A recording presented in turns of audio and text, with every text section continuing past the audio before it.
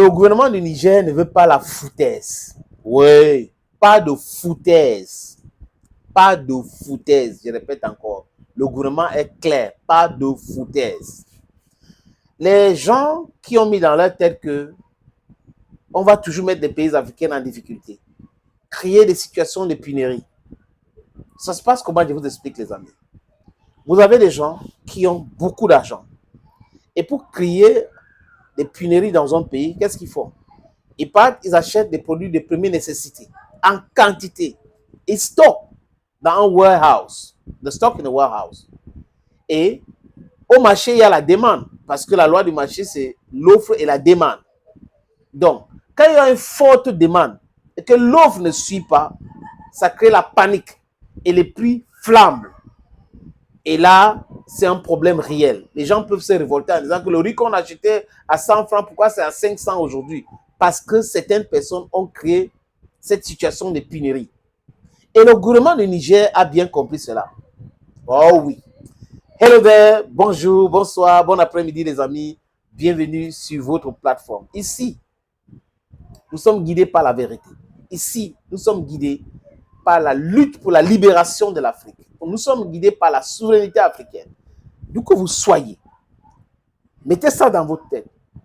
Que nous n'allons pas accepter votre non-sens. Je parle là aux élites occidentales. C'est fini cette époque de manipulation, cette époque où vous voulez vous nous imposer des choses, où les gens avaient peur de prendre parole, peur de ceci. Non, c'est fini. Nous sommes libres. Nous voulons que vous nous respectez. Et on a constaté que certains ne veulent pas nous respecter. Donc, on entre dans la guerre communicationnelle. Et on est en train de gagner les batailles. Et nous allons tout gagner. Et ce travail, c'est transformer les mentalités des Africains pour savoir qu'ils sont égaux. Ils sont dans leurs droits. Ils ne devraient pas avoir peur de se battre pour leur propre liberté. Oui. Les amis, quand j'ai fini de dire ça, Abdourahmane Tchani a bien compris. Assimi Goïta a bien compris. Ibrahim Traoré a très bien compris.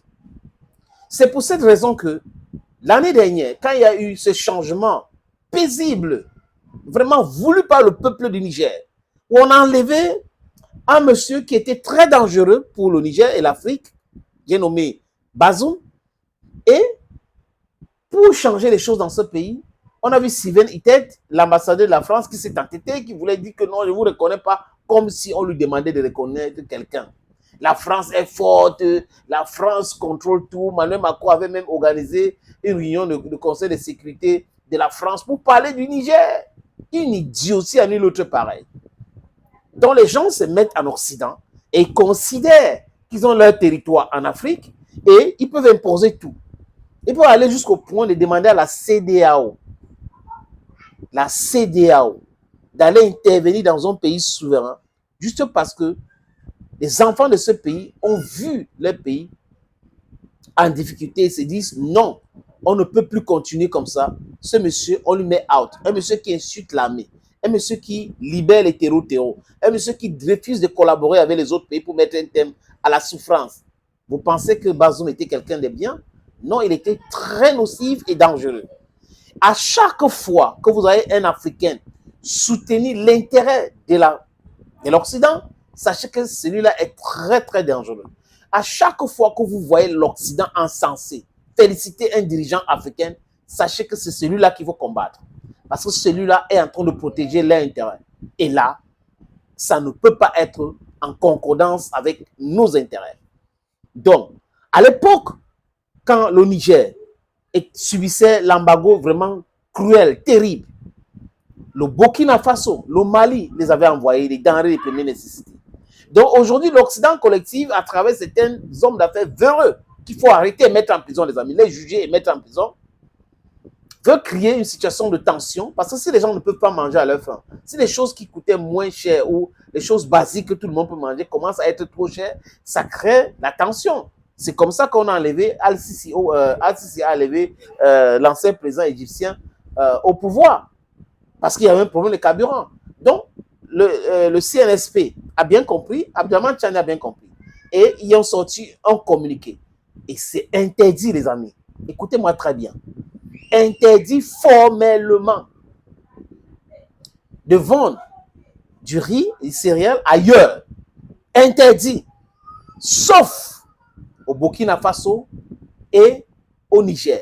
On parle là de l'AES, l'Alliance des États du Sahel, ou, si vous voulez bien, la Confédération des États du Sahel. C'est le message qu'il faut passer.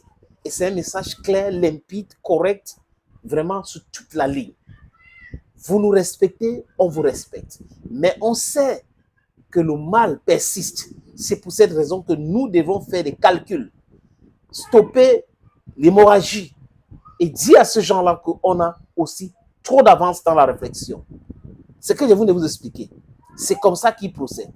Parce qu'ils veulent qu'on consomme toujours leurs produits. Et pour consommer les produits, il faut créer des situations de tension et autres chez nous. Et encore, les hommes d'affaires, des criminels qui cherchent à créer la tension dans un pays, procèdent comme je vous ai expliqué. On achète parce qu'on est financé par les mains noires et on stocke. On crée la tension parce que la demande sera forte et l'offre n'est pas en train de suivre.